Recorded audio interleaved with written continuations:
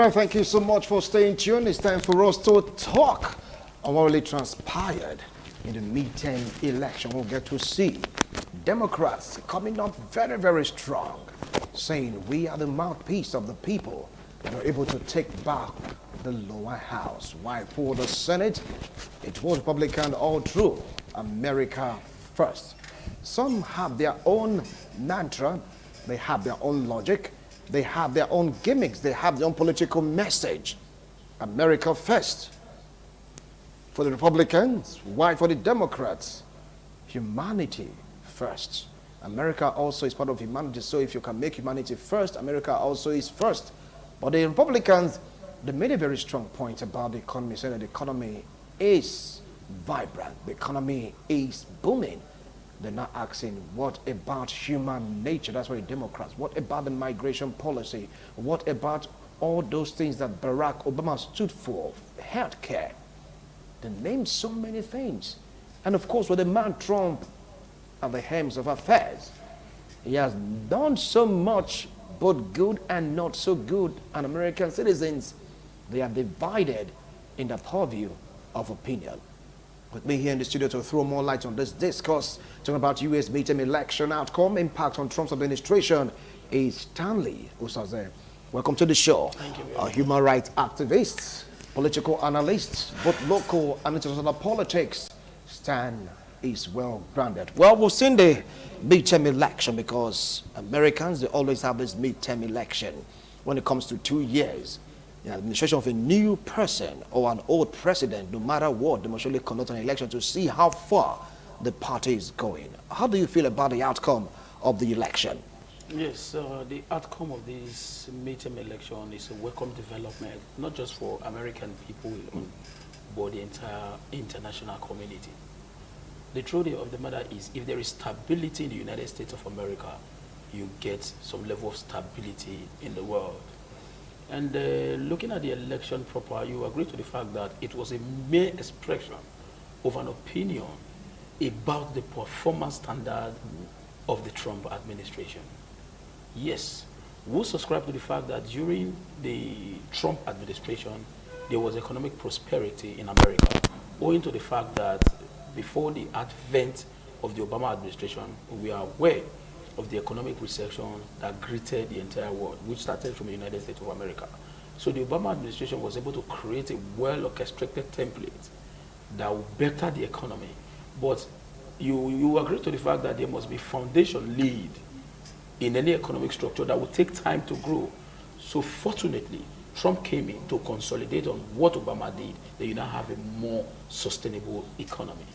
But economic indices alone is not enough prerequisite to adjudge the performance standard of any government, most especially in the United States of America. Like here in Nigeria, our government, we can campaign with road, lights, and water. But there in the United States of America, they are more concerned about foreign policies. They are concerned about their foreign policy, their economic policy, their physical policy, as the case may be. But in this case, who agree to the fact that the American people might not be satisfied with the actions of President Trump? That is what we now look at it from the immigration perspective. What is the policy of the American government in the immigration perspective? What is the policy of the American government in terms of foreign policy? These are things you must put into consideration to decide the outcome of the election. But for now, we are very, very happy. Those of us who happens to be within the purview of African contest, we are very happy because right now, over 8 years, for about 8 years, the Republicans have been controlling the House. But as of today, the Congress has created a change in the system where the lower house is now being controlled by Democrats, which is almost first in history for the past 8 years. While even in the Senate, you still need negotiation with the Democrats for the Republicans to be able to pass their policies. No, but the Senate is that the Republicans, they gained more seats. Yes, they gained more seats. As at now, as we speak, the Democrats have about 45, if I'm not mistaken, already in the House of Senate. So whether you like, and as at some few days ago, the Republican were having about 51. Whether you like it or not, you cannot tell me that the 51 just have the capacity to pass a law or to pass anything without negotiating. There will be room for trade-off now. And you agree again to the fact that the lower house now, that is totally in control of the Democrat, can influence in no small way the policies of the Trump administration. You agree to the fact that after the election, Trump said, and I quote, "We are happy with the outcome of the election. In fact, we won. But if the Democrat thinks that they are going to use this as an opportunity to get at me, we will begin to investigate them as well." That was a statement made by Trump. So it therefore means that in the future, there's going to be some lingering challenges between the both parties, and it's not going to be an easy task for President Trump without negotiating. Now, President Trump plans to send about 50,000 troops to the border to prevent immigrants from entering into the United States of America. But one thing we should all know here is America as a country is built on absolute freedom. So if people cannot move in and out of the United States of America, there is some level of restriction in this freedom of the United States population. And again, what about guns control? As soon as we continue, we begin to enumerate this. I think we give it. All right, now let me pick on what you just said about Trump saying that it's a win for his administration and also a win for him, knowing fully whether there is a gain or there was a gain or still is a gain by the Republicans in the Senate. Is there truth in what he's saying? You know, politics, according to Aristotle, states, and I quote, is the science of collective happiness. Man by nature is a political animal. Before he says that he won the elections, he has his own reasons. For now, you agree to the fact that when you are going into any political process, there is always room for negotiation. To him, he believes that he is in the best position to negotiate his way. It might not be free flow as it used to be, but for now, to him, he has been able to gain some level of ground, owing to the fact that even in the Senate, we know that they have been able to top the numbers that they have in the past. So at least to some extent, that is enough reason for him to say, yes, I won, because he can as well negotiate a better deal. But in this case, the Democrats must be part and parcel of the process. Now, I believe for now, Trump will always try to use more of executive order to pass his views, policies, and programs, as the case may be. But he should also know that the United States of America is more or less like an egalitarian society. So he should know that if he has the plan to use executive order to enforce any of his decisions, the Democrats and all other members of the United States will use the court to stop him as well. So we are going to see a more 2 years rigorous political activities in the United States. No party will have the political hegemony as it used to be. But for now, believe you me, I strongly believe that the infighting that would transpire within the purview of the United States would better the overall economy of the world. Infighting within the purview of the United States would better the overall economy of the world. That is according to you. But Ponya like saying that even if the Democrats, they have control of the Congress to pass a bill, it must only pass through the Senate. And that is where decisions are made when bills are to be assented into laws. And it is going to be still a free flow for Donald Trump because his party, they're in charge. We don't want to agree to this school of thought. Let me quickly tell you something. Before you pass a bill in the National Assembly, most especially in the case of bicameral legislature, whether you like it or not, you need percentage term. You cannot have 50 and the other one have 45 or 46 as the case may be, and you just expect your policy or your bill to just skate through. You still need to negotiate. If you are talking about 2/3, you must as well negotiate. So let nobody deceive you. There is no way any party can just have a way easily right now that we have a more balanced house. So now in the lower house, you have the Democrats. The Democrats as well cannot just take instantaneous decision. All what they will be doing now is to see how they can be able to block major policies of President Trump. But whether you like it or not, no one party has the political hegemony, the free flow to pass or to agree on a decision without consultation. That is the focal point of the entire discourse. Republican have a say, but the Democrat the Republican will have their way, while the Democrat will have their say. Now, having say and having your way, which is better in this context? Yes. Because you can talk that it will be done, but if it comes to action, the Republicans, they are still there, which is better. But first, you agree to the fact that American politics is different from virtually all politics around the world. The whole of them believes in the betterment of the United States. If there is an attack against the United States, it is not like Nigeria. When somebody attacks your country, instead of the country like Nigeria to rally around the president of the country, you see Nigerians begins to use that particular actions to play politics. But in the context of the United States, it is not so. When there is an attack against the United States, the entire citizen of the United States rally around the president, most especially in the area of trying to achieve foreign policy results. So in this case, let us not look at it, let us not interpret it from the angle of Nigerian politics. When decisions are for the betterment of the American people, Democrats will not hesitate to support. So we know that there will be political infighting, but in this case, it is going to be infighting on the basis of approach, not the goal in itself. A goal might be, we want immigration.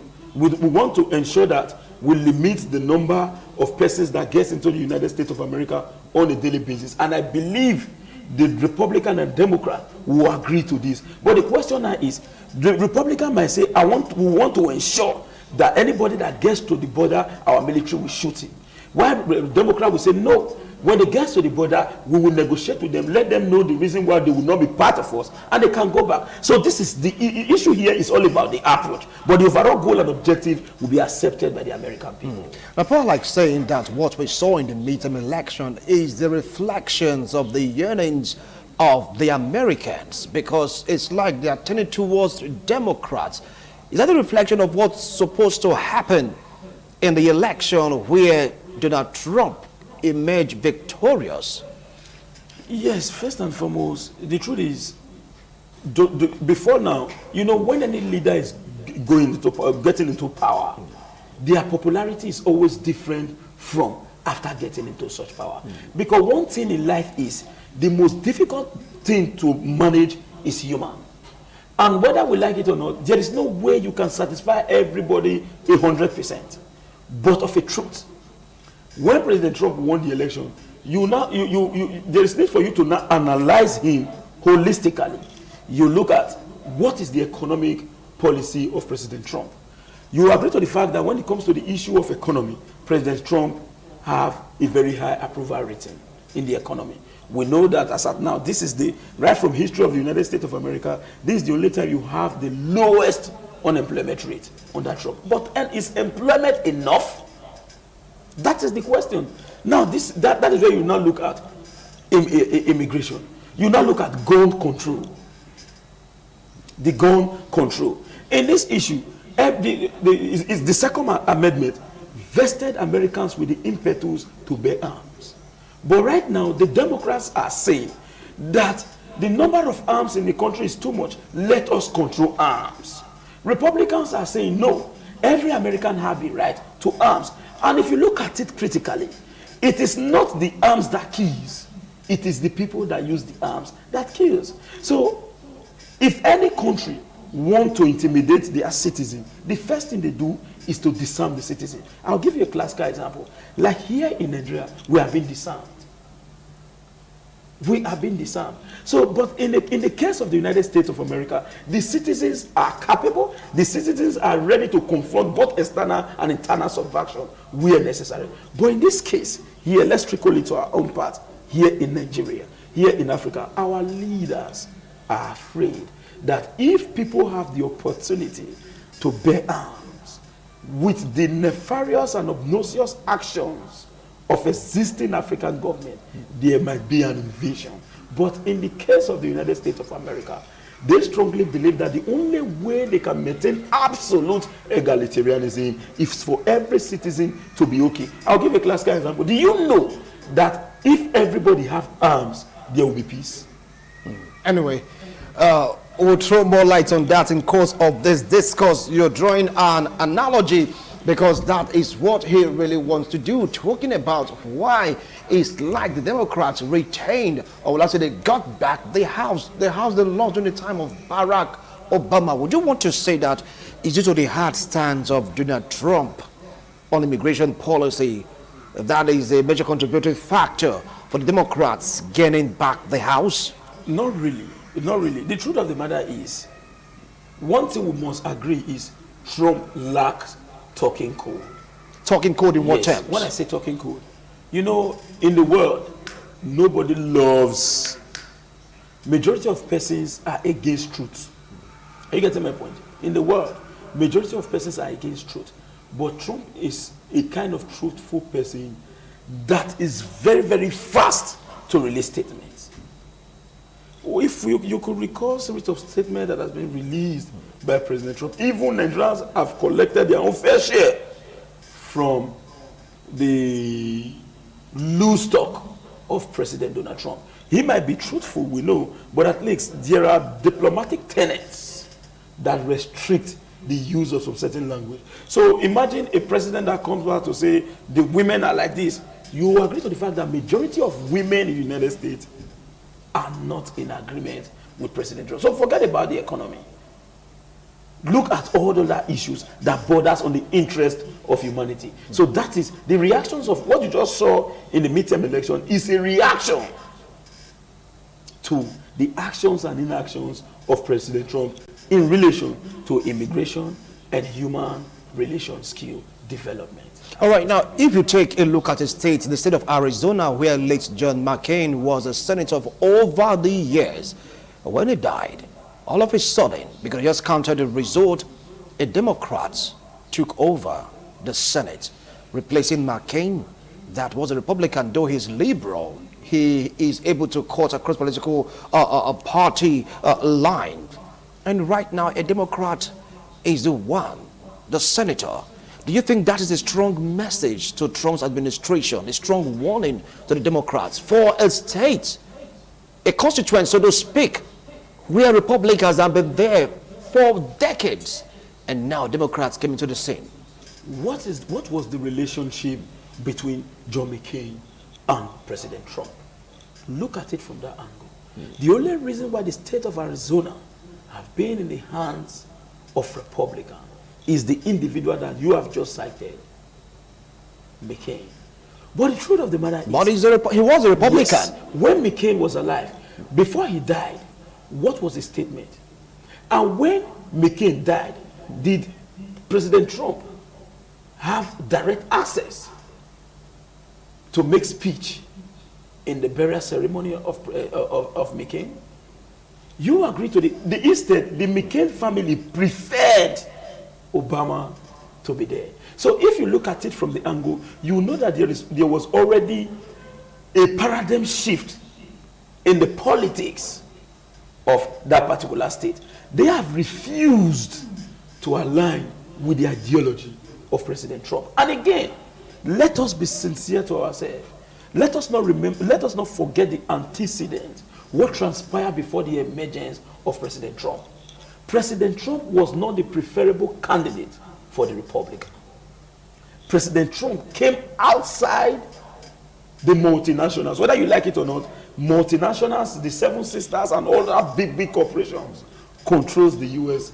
electoral process and policies. But President Trump breaks all, and he came out, and he emerged as the party flag bearer. You agree to the fact that even the Speaker of the House of Senate was not in agreement with President Trump. All true. So, in a nutshell, if there is any political change in the state of Arizona, it should not be a new thing to us, because we already we've seen the sign before the actual action took place. So it was because John McCain was the man representing Republican in that particular area, because they love him. That is why they gave him the sort of. And don't also forget that McCain has been there for years. So at the end of the day, now that they've lost McCain, and McCain is no longer there, and we already know that there was no strong agreement between Trump and McCain all through, and you expect the loyalists of McCain, who happens to be in the state of Arizona, to align with Republicans, it will be difficult. Go and look at what happened in Florida. As popular as Ted Cruz, he almost lost the election. He skated through a very light margin. So that is to tell you that American politics is not all about party. It's all about what you are doing at a particular time. No man dares the resolve of Americans' people's freedom. If you dare, they will change you. So that is just... And now from what you're saying, the Americans are revolting against Trump's administration. Yes, because it's not as if Trump have not achieved much in terms of economy. But economy is not enough to decide the U.S. electoral process. Like here in Nigeria, you know, here in Nigeria, we believe that our people, we align ourselves with political party more than ideologies and development. I'll give a classical example. Here in Nigeria, when you notice that your party does what is wrong, if you should come out on air to say, my party have done what is wrong, instead of the party to make a change or to work in line with your admonition, you will be tagged anti-party. Whereas in America, somebody can say, a Republican can say, I am not happy with President Donald Trump. And at the end of the day, nobody will say he's an anti-party man. But here in Africa, we have not developed. So our people will never want to accept the truth in totality. Instead, they expect you to paint it because of your political affiliation. Now, there is a case ongoing, still on the ground, talking about Russia meddling with the outcome of the election that brought Donald Trump into power. And the case is being, how will I put it now, sought after, being judged by the Congress. Do you see the outcome changing? Because then it used to be the Republicans being in charge. Is there going to be something indicting that these people will let out of the bag that can just incriminate or show a connection between Russia's interference to the presidency of Donald Trump, knowing fully well that the Democrats that are the ones in charge of the House, the Congress right now? But one thing we should understand again is the United States system is purely different from ours. Have you ever seen a situation where a Nigerian president will be having issue while he's still in office? No. Have you ever seen any of such in the whole of sub-Saharan Africa? No. The truth of the matter is President Trump, and as an American, you agree to the fact that President Trump on his own have his own views towards the particular interference of Russia. But he cannot just come out to say, I agree or I have refused to agree. But of the truth, whether we like it or not, the Republican in the House and the Democrat in the House will always do everything humanly possible to ensure that the truth comes out. And nobody can influence the truth. Whether it is Democrat or whether it is Republican that is in charge of the House, the end result will be the truth, and the truth must certainly prevail. It is not like Nigeria where you will now say, it's a member of our party, let's hide our evidence. If the evidence are cogent as or substantial enough to buttress claim, forget about it. It's going to come out directly. Whether it is Republican or whether it is Democrat will not stop the outcome of the probe. Quite interesting. Now, during Obama's administration, the midterm election gave a kind of a pointer to the hearts of Americans. And after the midterm election came the main election. Obama party, the Democrats, they lost. And in this case, there's a paradigm shift again by the Democrats getting the Congress and gain a couple of seats also. Though they lost some of the seats in the Senate, do you see that repeating itself in the forthcoming election in 2 years' time? Going to be time for the main election in America. Do you see Republicans losing, Donald Trump losing? Yes, as I've earlier said, the truth is when you look at the U.S. elections, it is not about party affiliation. Like a Democrat cannot decamp to become a Republican, or a Republican to the other way. It's not as if there is restriction, but there is this ideology. No matter what, I believe in the ideology of Republican. I am a Republican. I am here. I am a Democrat. I believe in the ideology of Democrat. I am here. So in this case, President Donald Trump still have 2 years. There is no hatred in U.S. elections. You didn't perform the way we want to go. You really did well in the last 2 years. Continue. So Trump still have a very big chances to right the wrong. He still have good 2 years. Now the truth is, for now that the American people have been able to speak through the midterm election result, it now left for President Trump to either become a true president of the United States or to act as a Nebuchadnezzar that will not listen. I'm coming now. Okay. I'm making an example. I'm not attacking Trump. Okay. He has, I said, two options. Nebuchadnezzar, in the sense that he might say, this is just a mere expression of an opinion. They still love me. But whereas, as if he is very sensible, there is need for him to revisit those harsh policy. Check it again for the purpose of winning these elections. But one thing again that we should understand about Western world, in this case not America alone, the Western world, they don't care if they win elections or not. They want to do the right thing in line with personal conviction. It will be difficult for President Trump to pretend. It is true, and it is a known fact that President Trump hates immigrants. It is truth, and it's a known fact that President Trump wants to do everything humanly possible to get rid of foreigners in America so that America will become a place for the Americans. But the question now is, who is an American? Is Trump part of an indigenous population of America? Because we know that it is the red Indians that form the America. So that is the point here.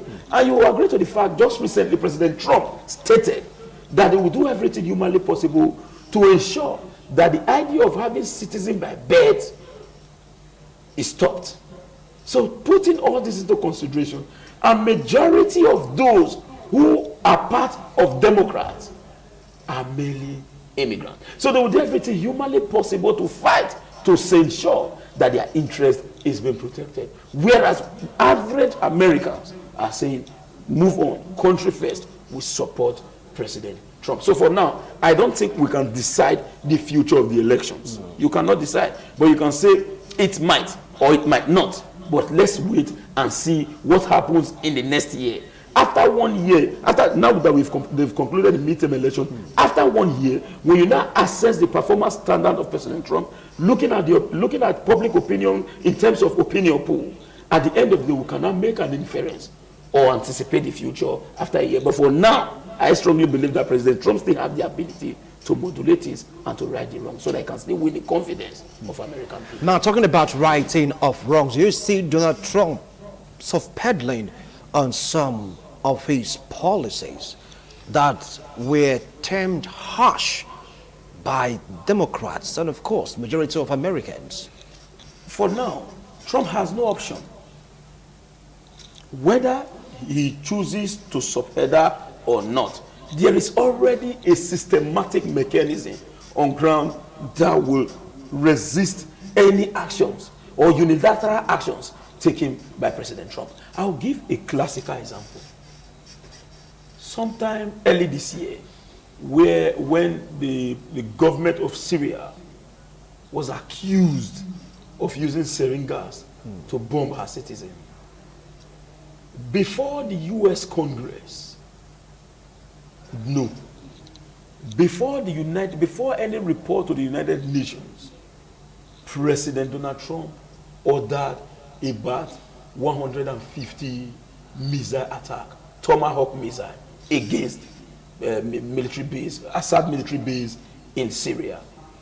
Whereas, if you have Democrats in the House, that particular issue without consultation is enough to create rancor. Although the President of the United States has the right whatsoever to take some decisions, most of when it comes to foreign policy, military decision for the purpose of protecting the interest of the United States. But what I'm trying to use this particular example to pinpoint is that for now, there are actions President Trump must have taken in the past that have not created room for any form of resistance.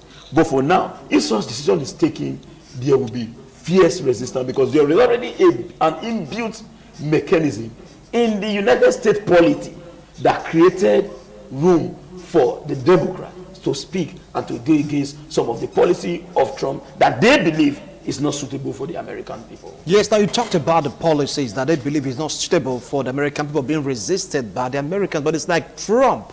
When he says it, he does it no matter whose ox is God. Yes, that is. Is there going to be a change now? Yes, that he has been doing that because there is no resistance. But for now, there must be change. It is a must that there must be change.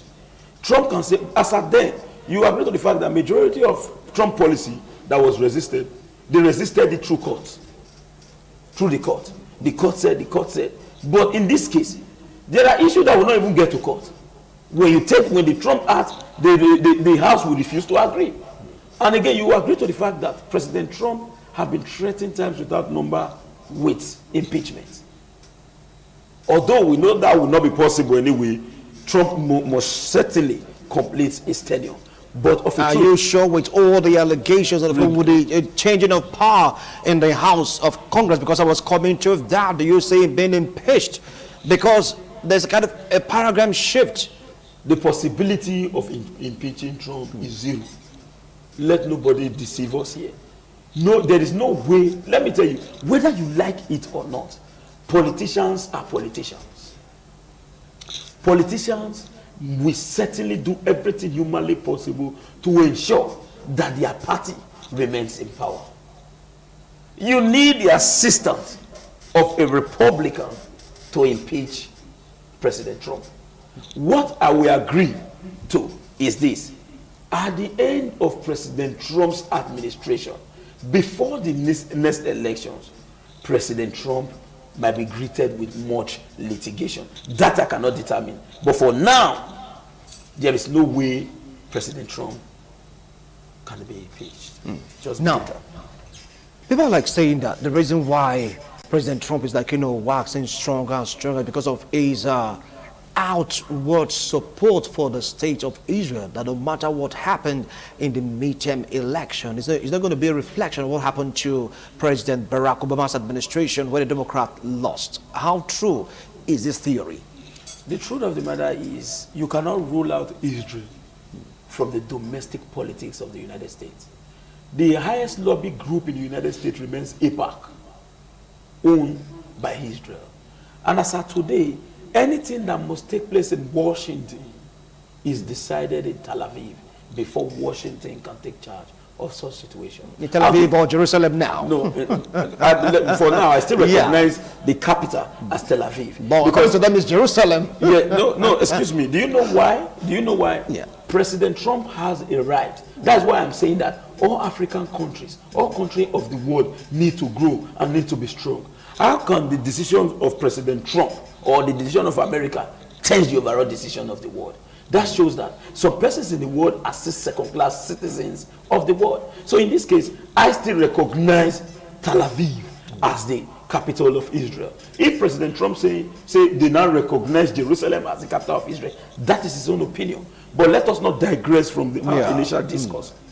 Now, of the truth, you agree to the fact that yearly, the United States government provide about $3 billion to the Israeli military as aid every year.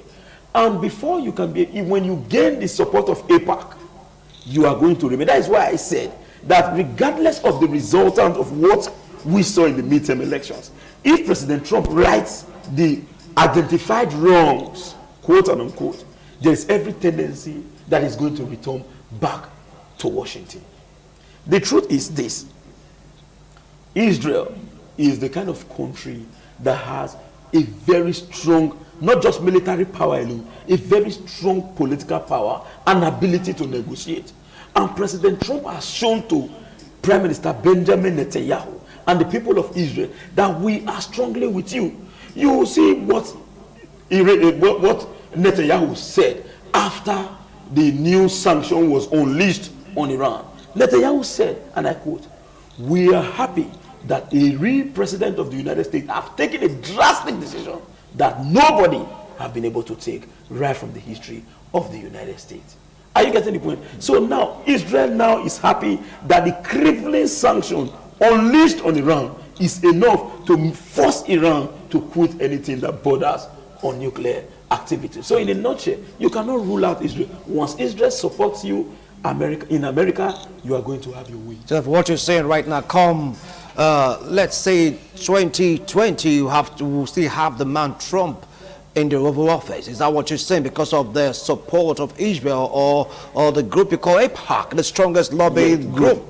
The truth is, I have said it before now. We cannot conclude to say Trump will be there.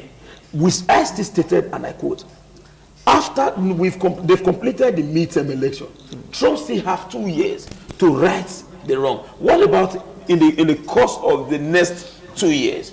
President Trump now acted against the interest of Tel Aviv. What will now happen? So we cannot make an inference. We cannot anticipate the future now. Let's look at 1 year. But what I'm saying is, if this support, the unwavering support that Trump is getting from Tel Aviv remains intact, believe you me, the idea of Democrats taking back the office of the presidency will be difficult. And again, whether we like it or not, religion influences U.S. politics in a small way.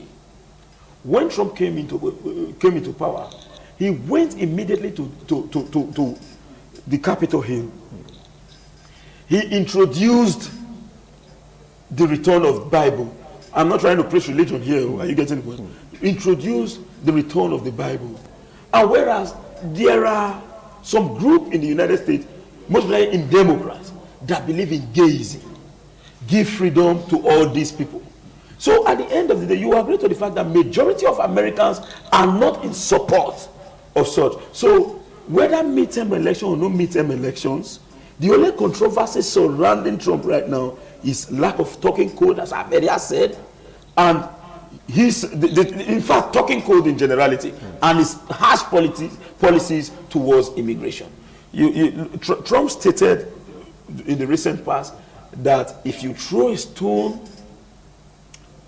on our military, they will shoot you. Even recently, Nigerian government mimicked such, saying when you throw a stone on the military, all right, we are not going into that right now. Let's just leave that. Nigerian military making American military for what Trump said. All right, now to commence our descent on this discourse, what do you think the American society should be expecting after the outcome of the midterm election? What should they be looking forward to? A more tough deliberation, a more economic development, and above all, and a more pleasing and aesthetically functional environment. Because in this case, it is not going to be business as usual. Every party will not negotiate. In this case, the overall interest of individuals must be put into consideration before decisions can be taken. But in a balanced house, such as what you have in the United States right now, slows government policies and actions. When compared to when you have majority in the house, the government can do whatever they want, most especially when the thing borders on the overall interest of the people. Like that is why we have to liken the same situation to Africa, to the Africa context. Here in Africa, our government act in line with what they think the people want. But whereas what they think the people want might not actually be what the people want. But in the case of the United States now, the policies of the United States now will be influenced on the basis of what the people want and not what the government thinks they want. All right, thank you so much, Stan, for coming on today's show. I really appreciate the wonderful analysis. You didn't take side, like, trying to be more objective, taking a look at it from the angles of the Democrat and, of course, the Republican. Let's see what the Americans will look out for.